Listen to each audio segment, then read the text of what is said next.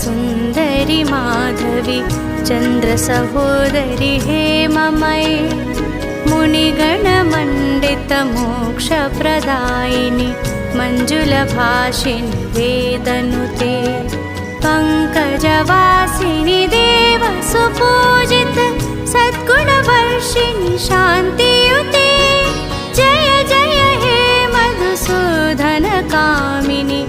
आदिलक्ष्मि सदा पालय माम्।